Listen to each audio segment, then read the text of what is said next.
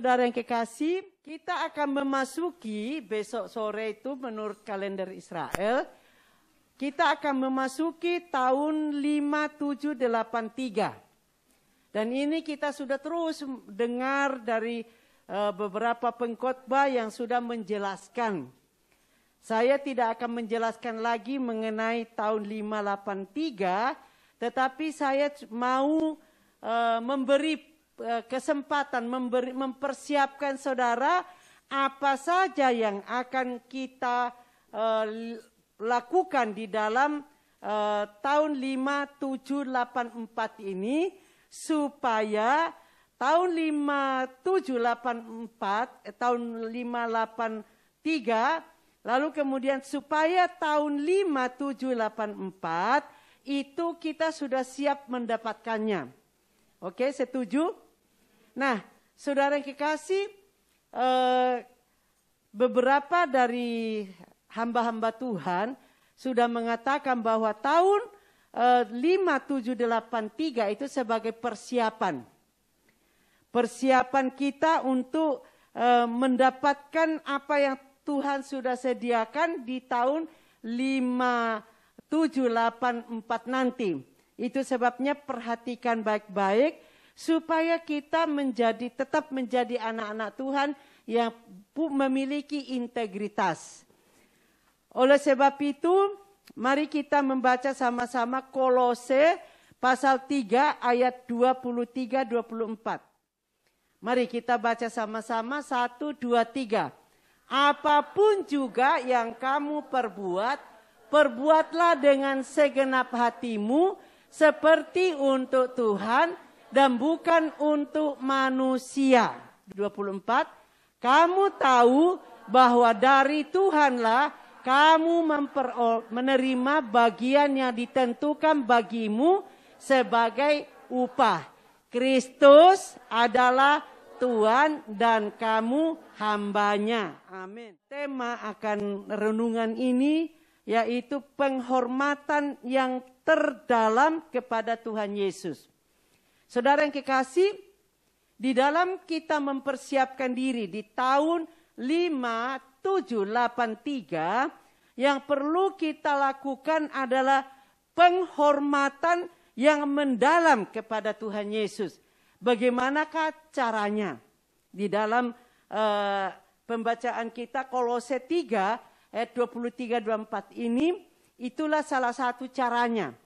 Nah, saudara, di dalam kita mengadakan penghormatan atau melakukan penghormatan yang mendalam kepada Kristus, bukan cuma misalkan siap gerak hormat lalu gini, ya, bukan cuma secara fisik saja, tapi lebih daripada itu, saudara, lebih daripada itu, baktikan dirimu kepada Kristus dengan cara, sekali lagi saya mau tekankan ini, di hari-hari ke depan ini, mari kita membaktikan diri kita kepada Kristus di dalam, ya, sesuai dengan firman Tuhan. Apapun yang saudara dan saya lakukan atau perbuat, biarlah kita di dalam membaktikan diri kita sebagai penghormatan yang terdalam, yaitu perbuatlah dengan segenap hatimu. Ya, jadi bukan cuma sekedar ya ada majikan, contoh, ada majikan, wah kita kayaknya baik banget kerjanya. Nah, saudara, kalau untuk membaktikan diri itu justru kalau tidak ada majikan, kita melakukan yang lebih baik. Bukannya tunggu-tunggu, majikan udah pergi. Langsung duduk-duduk. Sampai saya tuh sampai bingung. Ada satu kali waktu dimasukkan di Facebook. Ya, bukan, saya percaya bukan dari anak-anak GBI. Begitu majikannya pergi, si Cece ini enggak tahu kalau di situ ada CCTV. Nah, majikannya keluar dari ini, dia ingu-ingu gitu, tutup langsung foto-foto di atas tempat tidur, terus foto. Ini kisah nyata. Ya, saudara yang kekasih, jangan takut dengan CCTV. Amin. Saudara yang kekasih, kalau kita membaktikan diri kita kepada Kristus sebagai penghormatan yang terdalam, yang mendalam, saudara, ada majikan, tidak ada majikan, pekerjaan kita tetap baik. Karena kita tahu, kita melakukan pekerjaan di majikan memang itu tadinya karena dolar. Tapi setelah saudara masuk ke tempat ini, saudara mendapatkan khotbah-khotbah dan pelajaran dari dari KUL, ya, saudara sudah diluruskan jalannya, maka kita tidak akan terpengaruh lagi dari ajaran-ajaran teman. Ya, misalkan, majikanmu ada enggak? Nah, lalu kamu foto begini dan begitu. Saudara yang kekasih, saudara pasti akan meluruskan. Enggak ada majikan, tidak ada majikan. Sikapku tetap begini, pekerjaanku tetap begini. Amin. Nah, itu salah satu cara membaktikan diri kita kepada Tuhan Yesus. Menghormati Tuhan Yesus lebih dalam lagi. Melalui apapun yang kita kerjakan, kita perbuat dengan segenap hati kita. Dengan takut akan Tuhan, bukan takut dengan CCTV, bukan. Nah, ada temanmu yang berkata begini, Mami, wah saya masuk ke majikan ini sangat menyesal. Loh, kenapa? Ternyata di segala tempat ada CCTV-nya. Nah, saudara, lalu saya mulai berkata, kamu bekerja dengan penuh kemunafikan? Kok Mami bilang gitu? Iya. Kalau tidak ada majikan, kamu kerjanya setengah-setengah, bahkan kamu cuma takut kepada CCTV, itu orang munafik. Oh gitu ya, Mi? Untungnya karena ya memang Roh Kudus.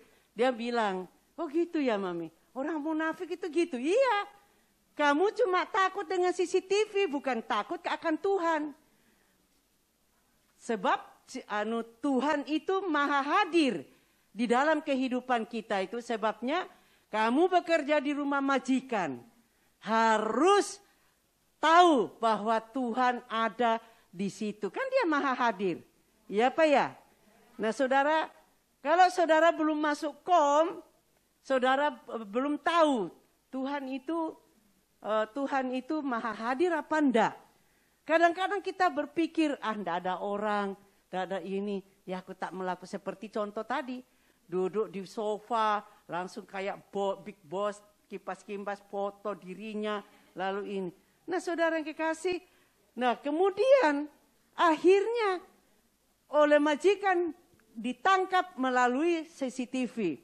Nah masuklah di dalam berita yang tidak mempermuliakan. Untungnya saya tunggu-tunggu. Kepercayaannya apa anak ini? Ya kepercayaannya apa? Tapi ya saya bukan bersyukur ya. Teman-temannya yang kepercayaan dengan dia, ada yang ngomong gini, kurang ajar, malu-maluin agama kita aja. Ya dia enggak pakai atribut agamanya, tapi gara-gara teman seininya dia itu marah-marah melalui Facebook. Saya tahunya itu bahwa bukan anak kita dari GBI Hong Kong, karena ya teman-temannya itu yang marah-marah kepada dia. Nah saudara yang kekasih, saya percaya anak GBI Hong Kong tidak melakukan hal itu. Cakap. Saya percaya anak GBI Hong Kong tidak munafik. Cakap. Loh, kan perlu supaya bangun, ndak tidur. Iya, amin. Nah, saudara yang kekasih, hal yang selanjutnya, penghormatan yang mendalam kepada Tuhan Yesus. Tadi yang pertama, kita membaktikan diri kita kepada Kristus di dalam seluruh aspek kehidupan kita. Dengan cara kita mengasihi Allah, lalu kita memiliki suatu di balik semua hal yang telah kita kagumi, yang itu penghormatan yang terdalam kepada Yesus Kristus. Hal selanjutnya adalah saudara dan saya yang mengasihi Allah, perhatikan baik-baik ini, adalah kita menikmati hubungan pribadi dengan Allah melalui putranya Yesus Kristus. Sehingga setiap hari kita tidak akan merasa tertekan kalau bangun tidur ingat sate, makan sate saat teduh. Tetapi dengan sukacita, merupakan hak istimewa, dengan sukacita kita duduk langsung kita berkata, Tuhan Yesus terima kasih. Aku mau menikmati saat teduh kehadiran-Mu, hubungan pribadiku dengan Engkau Tuhan. Aku percaya saudara kita saat teduh itu adalah untuk mempersiapkan diri menghadapi jam-jam berikutnya, hari-hari berikutnya. Sebab kita tidak tahu apa yang akan terjadi 2 jam, 3 jam ke depan. Setiap hari.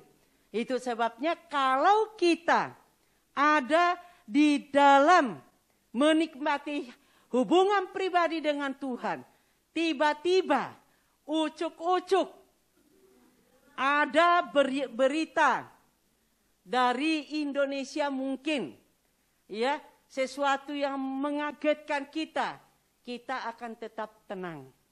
Sebab apa? Sudah ada ketenangan, kita sudah dipenuhi oleh ketenangan dari surga.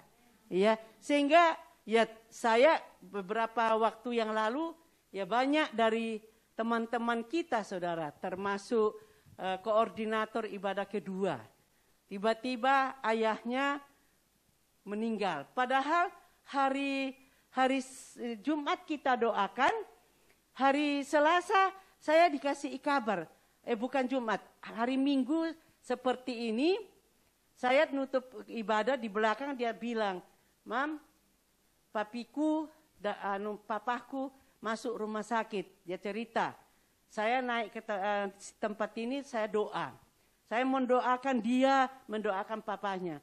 Lalu hari Selasa saya dikabarin, puji Tuhan Mami, papaku sudah pulang ke rumah. Oh ya sudah, puji Tuhan. Saudara yang kekasih, tahu-tahu hari Jumat kalau enggak salah, saya dikabari. Nangis, Mami, papaku sudah pulang ke surga. Waduh, saya kaget saudara. Lalu kemudian saya saya teringat dengan salah satu saudara kita yang mana kalau tidak salah bulan lalu ibunya juga tiba-tiba meninggal. Tapi orang yang penuh dengan Roh Kudus, orang yang bukan berarti ningsi tidak penuh. Saya diingatkan itu karena dia berkata begini. Dia bilang begini, aku setuju dengan keputusan Tuhan. Nah saudara, saya waktu saya telepon, enggak apa-apa kok Mi. Ya saya bilang, sekarang kamu nangis, kamu jangan jadi orang munafik. Enggak apa-apa, enggak dosa kok di hadapan Tuhan kita nangis. Nangis sejadi-jadi, saya dengar, kamu nak doa, nangis sekarang. Setelah dia nangis, saya bilang, oke, sudah lega, sudah. Saya enggak mau melarang orang untuk tidak nangis kalau menghadapi itu menjadi orang munafik, saudara. Wah, sesek di sini, sedih, ditinggal orang tuanya kok enggak boleh nangis. Ya itu namanya kita ngajarin orang munafik. Udah buka aja nangis, saya suruh dia nangis. Setelah dia nangis, saya tunggu kira-kira 5 menit. Dia keluarkan semua apa yang dia rencanakan dengan ibunya. Nah setelah itu dia berkata, tapi kok Mi, saya ambil keputusan setuju dengan keputusan Tuhan. Saya tanya, keputusan Tuhan apa? Ya keputusan Tuhan yaitu dia jemput ibuku dan dia bawa pulang. Itu keputusannya Tuhan. Saya tidak mau melawan keputusan Tuhan dengan hati yang berlarut-larut di dalam kesedihan. Nah saudara, ini baru kita dikatakan menghormati Tuhan di dalam kehidupan kita dengan yang mendalam. Karena apa? Kita tidak mempersalahkan Tuhan. Oh Tuhan kok padahal kita sudah ngomong Tuhan yang menjemput.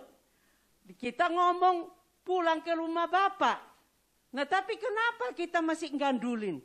Kenapa kita mempersalahkan Tuhan? Ya, ini yang menjadi masalah.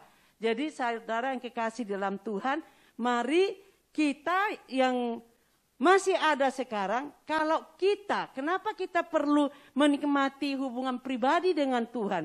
Kalau ada keputusan Tuhan, kita tidak menjadi kaget. Kita boleh sedih, saya katakan boleh nangis. Nangislah sejadi-jadinya. Tetapi jangan larut. Jangan menentang keputusan Tuhan. Karena nyawa itu miliknya Tuhan, ya Pak ya? Nah, jadi saudara yang kekasih, mari kita sungguh-sungguh mau menikmati hubungan pribadi dengan Tuhan supaya kita dimampukan melewati hari-hari yang akan datang ini. Sebab saudara, tiba-tiba kita mendengar berita, ya. Saya kemarin itu dikirimin dikirimin berita dari teman di Indonesia. Dia berkata, ya akan terjadi perang dunia ketiga. Ya kan waktu baca itu kan kaget toh. Saya pikir kenapa perang dunia ketiga? Karena si Putin akan meluncurkan, katanya mereka akan meluncurkan nuklirnya ke Ukraina. Nah lalu mereka bla bla bla bla. Aduh saya langsung matiin. Saya pikir saya nggak mau. Ya tapi sebaiknya juga saya dengar supaya saya menjadi tenang. Sebab apa? Aku miliknya Yesus. Iya, terjadi sekarang, terjadi besok. Saudara yang kekasih, kita sudah menjadi miliknya Yesus. Kita sudah menikmati hubungan pribadi dengan Tuhan. Sehingga apapun yang terjadi, kita tidak akan mudah putus pengharapan. Amin. Nah, saudara selanjutnya, supaya kita ini bisa menikmati hubungan pribadi kita dengan Tuhan, maka kita perlu sangat penting menyediakan waktu secara teratur dengan Tuhan. Ya, kita sebagai orang yang menyebut Yesus sebagai Tuhan yang memiliki kita, kita punya hak istimewa. Saya kalau sudah ngomong soal hak istimewa atau saya membaca hak istimewa, saya tuh bersyukur bahwa saya ini orang yang istimewa di hadapan Tuhan. Alasannya apa saudara? Dalam Yohanes pasal 15 ayat 16 itu rema bagi saya pada waktu saya baru lahir baru. Bukan Nelly yang memilih Yesus, tapi Yesuslah yang memilih Nelly. Nah ini hak istimewa saudara. Ya, coba kita pikirkan sekarang kan kita sedang marak ini gerakan dari Bapak Gembala masuk dalam penerobos. Tapi sebenarnya ini awal. Saya percaya semua jemaat akan menjadi penerobos. Amin. Semua. Ya kalau sekarang sedang baru beberapa orang yang menggebu-gebu, enggak apa-apa. Tapi nanti pada akhirnya dari penerobos-penerobos ini akan menularkan. Ya, akan menularkan kepada kita semua untuk menjadi penerobos. Sebab saudara, kita tidak mau, saudara supaya tahu, kita nanti itu akan dapat mahkota.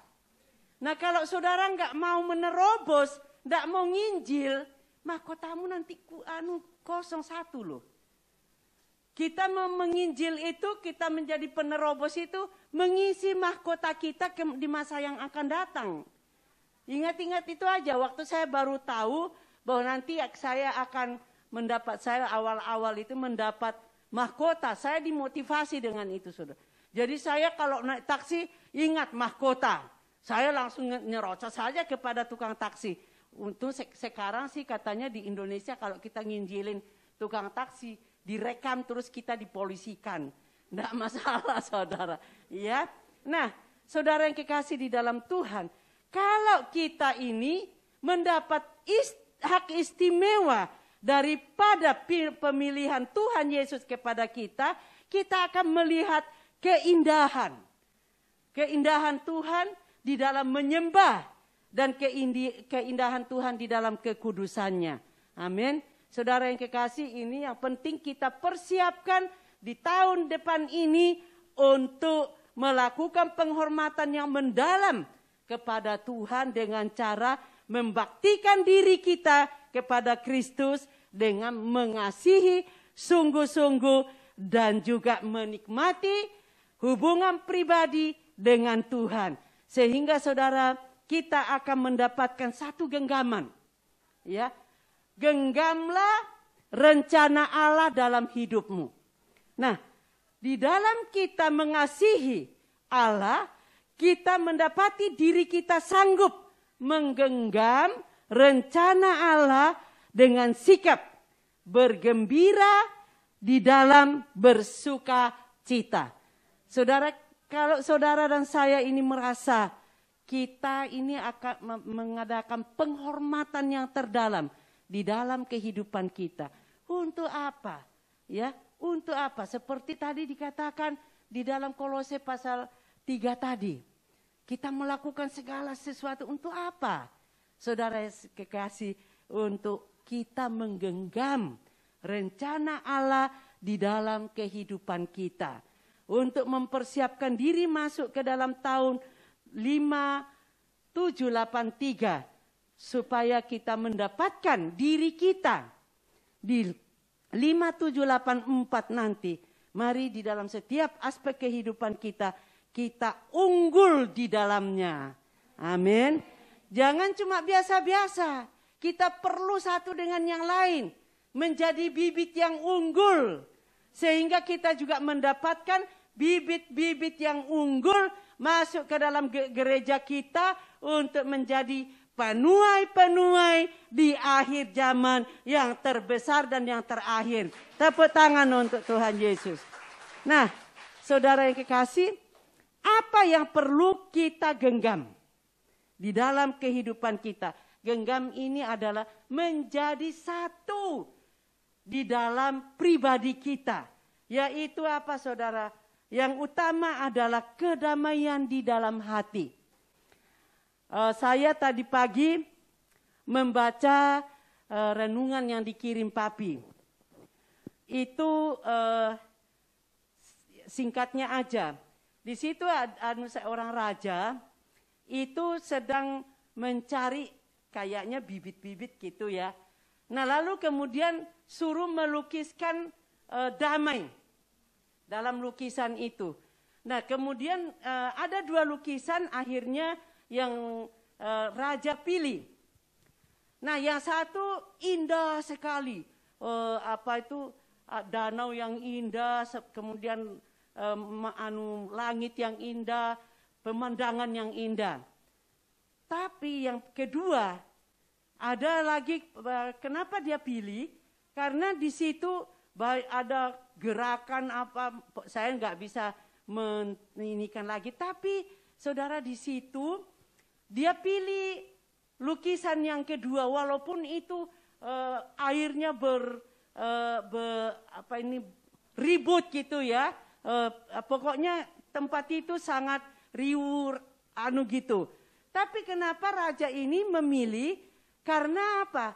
Di situ ada seekor burung ditaruh di di lukisannya itu, dan dia di situ menaruh tempat telurnya itu apa ya? Saudara yang kekasih, saya langsung menangkap. Saya langsung menangkap kenapa raja itu memilih lukisan yang kedua. Walaupun di tengah batu-batu padas, banyak air yang ribut di situ. Tapi di dalam situ dia satu burung ini membawa sarangnya ke situ, lalu menaruh telurnya di situ, mengeramin telurnya sampai ini dengan tenang. Nah, saudara, di situ digambarkan bahwa kalau saudara dan saya menggenggam damai sejahtera di dalam kehidupan kita, keadaan dunia apapun, kalau saudara tenang, kalau saudara hatimu berdamai dengan hati Allah, saudara tidak akan pernah kaget, saudara tidak akan pernah khawatir lagi, saudara tidak akan pernah ribut ke sana kemari. Karena apa? Hatimu sudah tenang bersama dengan Allah. Hatimu dan hatinya Allah sudah berdamai.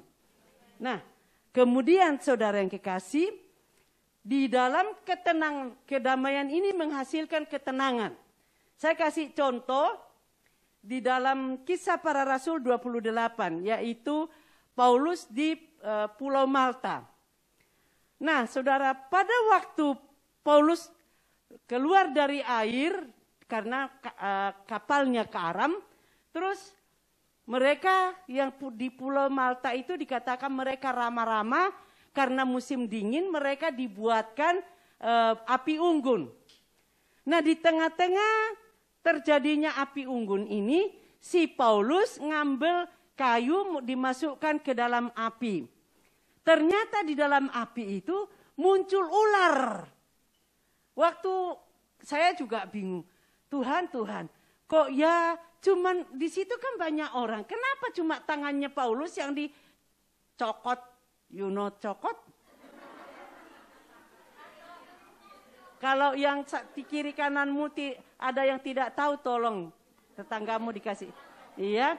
Kok kenapa cuma tangannya Paulus yang dicakot atau dicokot?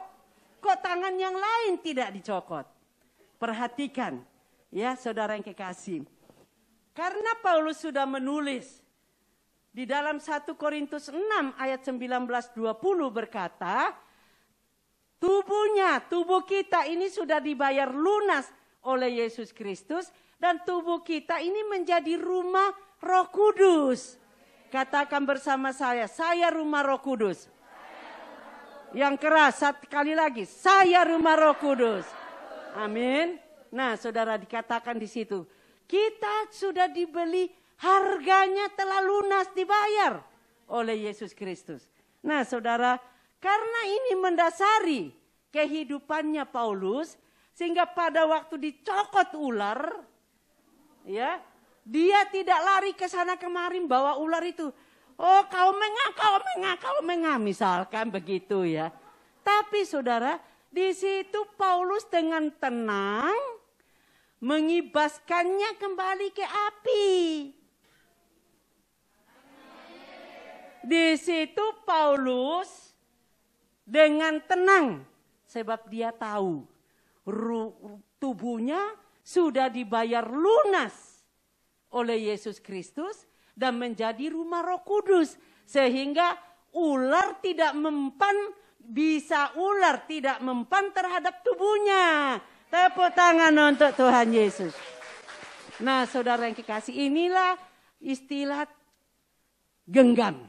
Ya, dengan menggenggam kepercayaan firman Tuhan, dengan menggenggam bahwa saya ini sudah dipilih oleh Tuhan, bahaya apapun yang ada di depan kita itu tidak akan mempan terhadap kita, sebab sudah ada ketenangan di dalam kehidupan kita, sebab kita tahu persis bahwa tubuh kita adalah rumah Roh Kudus.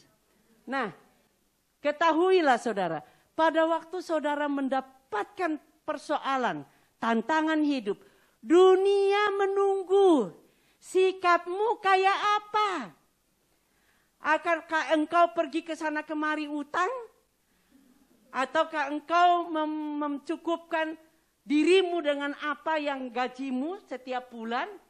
Atau apakah engkau akan membuat susah orang lain? Itu dunia akan tunggu, saudara.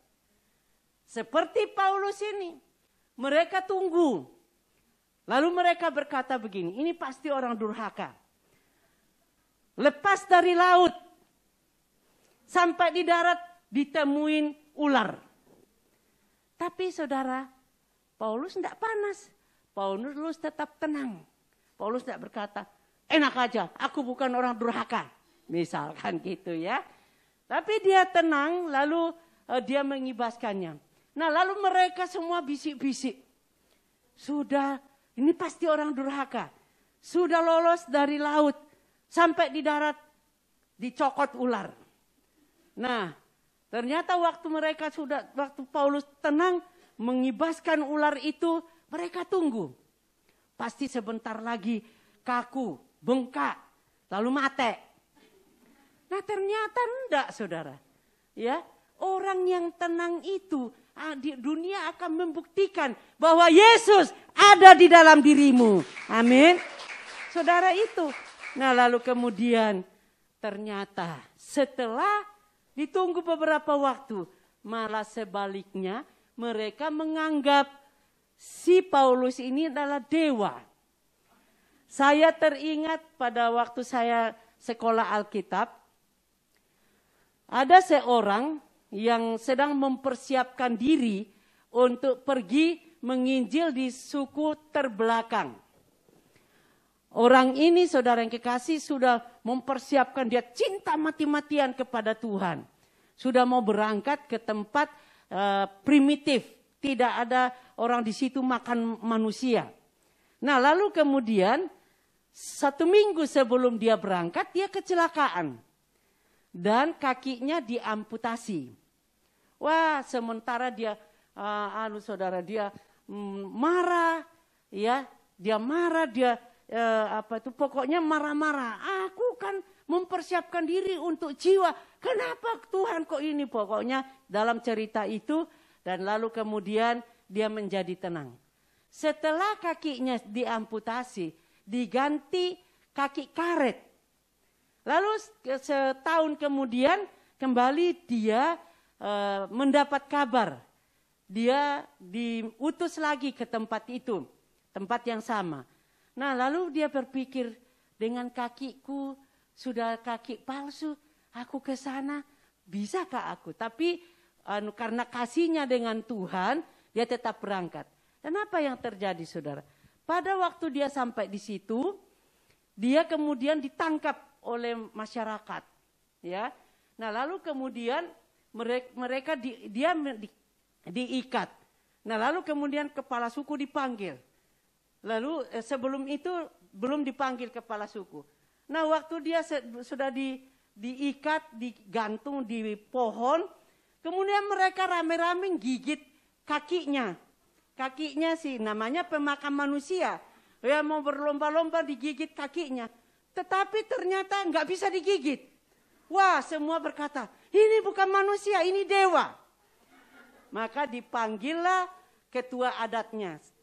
Ketua adat datang bawa pisau. Dicoba kakinya diiris. Benar tidak bisa. Karena kan sudah palsu. Saudara, akhirnya dia diturunin sama kepala adat dan dia disembah. Nah, lalu dia berkata, jangan sembah aku manusia biasa. Sembahlah kabar yang akan kuberikan. Ketua adatnya, kabar apa itu? Nah, dia mulai memberitakan Injil Yesus Kristus dan semua satu desa itu dikatakan, ya, percaya kepada Yesus Kristus. Amin. Karena ada orang korban lebih dulu. Jadi saudara jangan memikir, coba begini.